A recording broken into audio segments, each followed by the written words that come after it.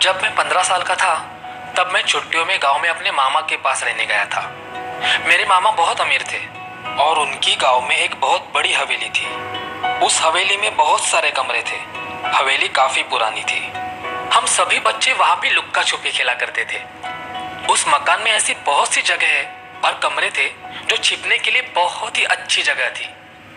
वैसे तो ये मकान मुझे अच्छा लगता था, लेकिन रात को मुझे उस मकान में अच्छे से नींद नहीं आती थी। रात भर मैं करवटें बदलता रहता था। मुझे रात को उस मकान में से बड़ी अजीब अजीब आवाजें सुनाई देती थी, जो रात के सन्नाटे में बहुत ही डरावनी लगती थी।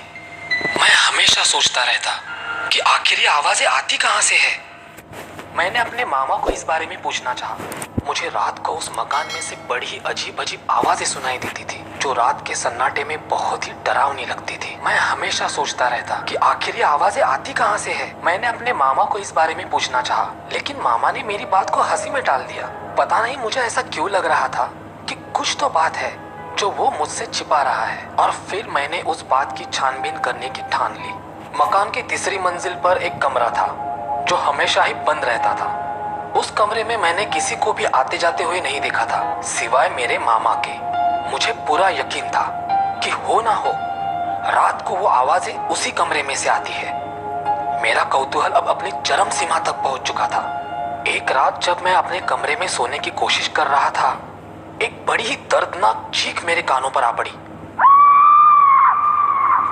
मकान में जैसे एकदम भगदड़ सी मच गई थी। मैं अपने कमरे में से बाहर आया। लाइट चली गई थी। कमरे के बाहर बहुत ही घना अंधेरा था। तभी मैंने मामा को हाथ में लालटेन लिए तीसरी मंजिल के उसी कमरे की तरफ बढ़ते हुए देखा। मैं ये मौका गंवाना नहीं चाहता था। धीमी चाल में मैं भी मामा के पीछे पीछे चलने लगा।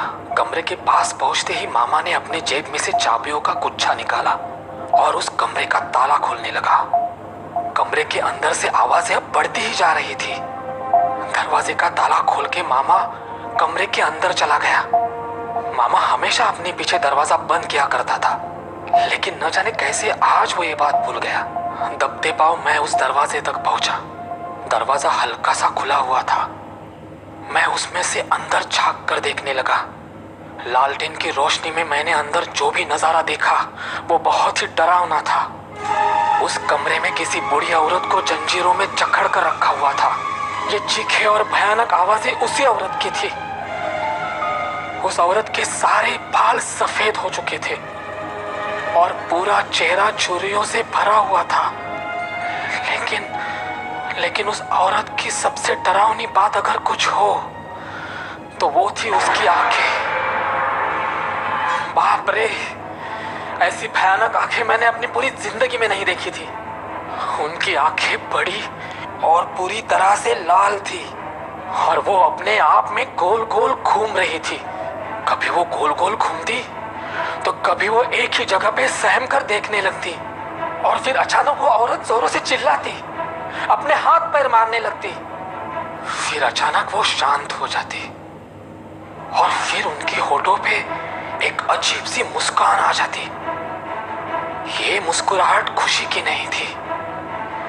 उस मुस्कुराहट में छलावा भरा हुआ था। अंदर का ये नजारा देखकर तो मेरे हाथ पांव ही ठंडे पड़ने लगे। और फिर अचानक ऐसा कुछ हुआ जिसकी मैंने उम्मीद ही नहीं की थी। उनकी वो डरावनी लाल आंखें सीधे मुझ पर ही आ पड़ी और वो मुझे ही घूरने लगी। फिर वो अजीब सी मुस्कुराहट उनके होठों पे आई।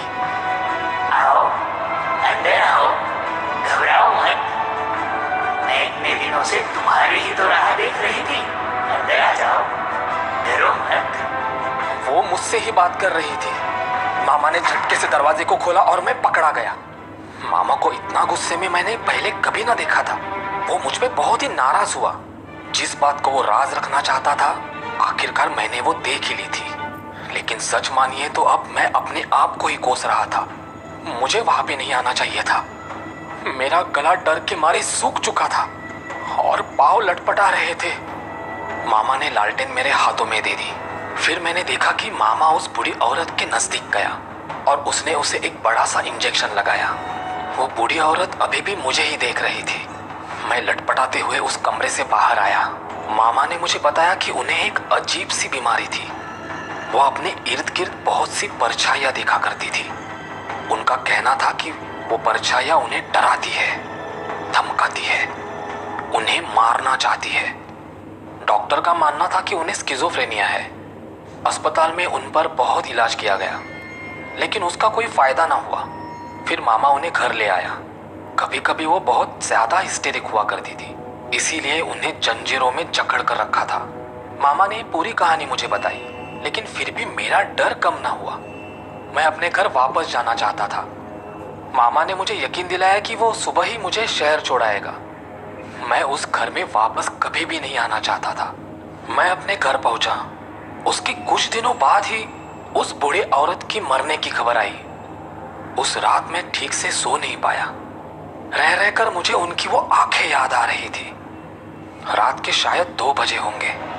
अचानक मेरे कानों में किसी की फुसफुसाने की आवाज आने लगी। मेरे पास आओ, मेरे पास आओ, डरो मत, मैं तुम्हारी ही राह देख रही थी, मेरे पास आओ। मेरा पूरा बिस्तर पसीने से भीग चुका था। मैंने अपने बेडरूम के दरवाजे की तरफ देखा।